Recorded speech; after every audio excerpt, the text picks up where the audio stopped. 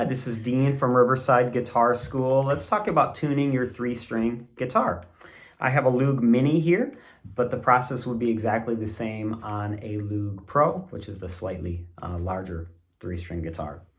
I have my electronic tuner clipped onto my headstock here, and I've got it rotated so I can see it well, and it's right side up.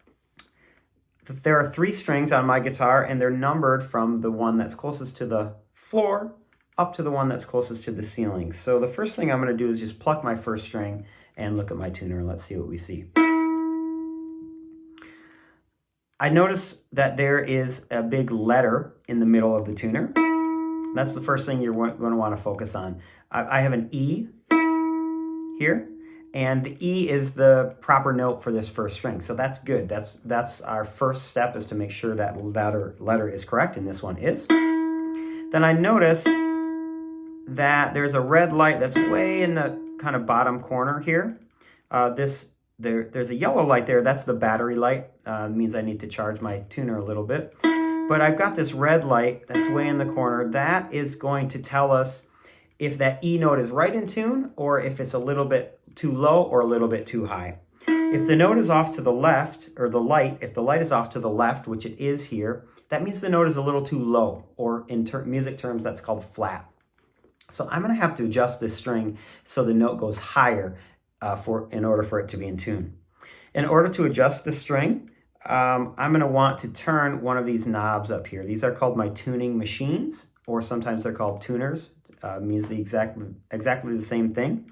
And if you put your finger on your string, you can kind of follow your string down, and you'll see where it ends, and then that will tell you which tuning machine to use for that string. So I want to use my furthest away tuning machine for my first string.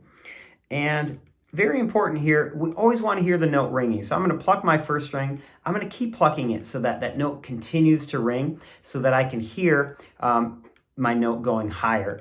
And I'm also going to watch with my eyes, and as that note gets higher, I'll see the lights come around and then eventually be right in the center, and that's what I'm looking for. So here's my E note.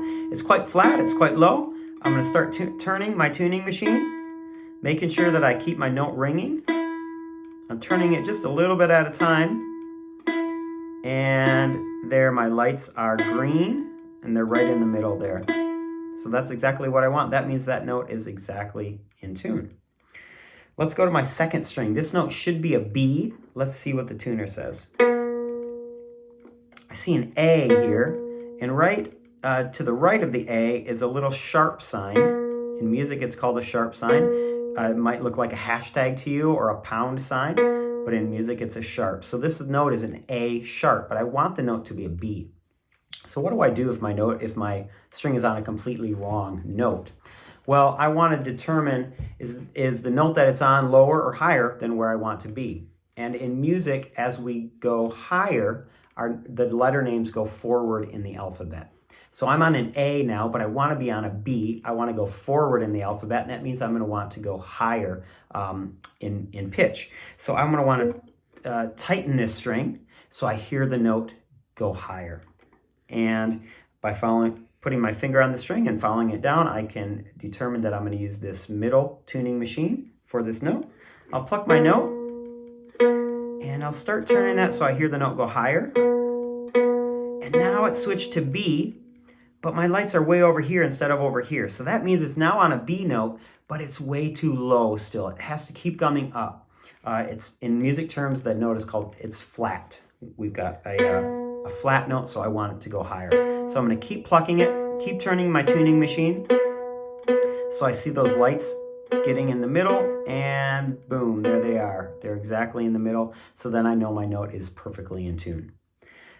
We tuned our E note, our B note. Let's tune our third string, which is a G. This one, I noticed that it's showing a G sharp. So that's actually the note just above G. So I want the note to come lower, so I get rid of that sharp. I'm going to use my third tuning machine here, and I'll turn it so I hear the note go lower. And my lights will also adjust. And now I notice that the sharp sign, the sharp sign has left, So now I'm just on a G note, which is called the G natural. That's where I want to be.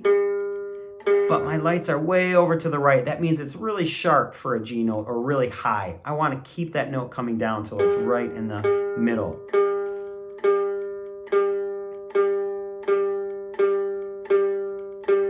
Keep coming down. And now my lights are right in the middle. And I know my G note is in tune.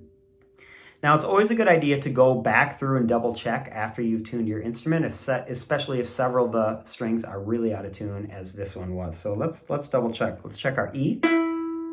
It's on an E, but the notes are, or the lights are a little to the left, so it's a little flat. I want it to keep coming up. That's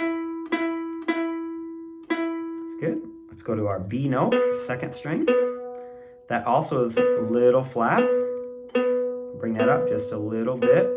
Notice how I'm continuing to pluck the string. I always want that note ringing when I'm tuning my instrument. Let's check our G. That one is very close. There we go. Good. And now my Loog, or my 3-string guitar, is in tune. To recap, the most important thing to remember when tuning your instrument is to keep that note ringing. You want to be using your eyes with the tuner, but you also want to be using your ears. And as you turn your tuning machine, you want to hear your note going higher or lower, or whatever direction you want it to go. Happy tuning.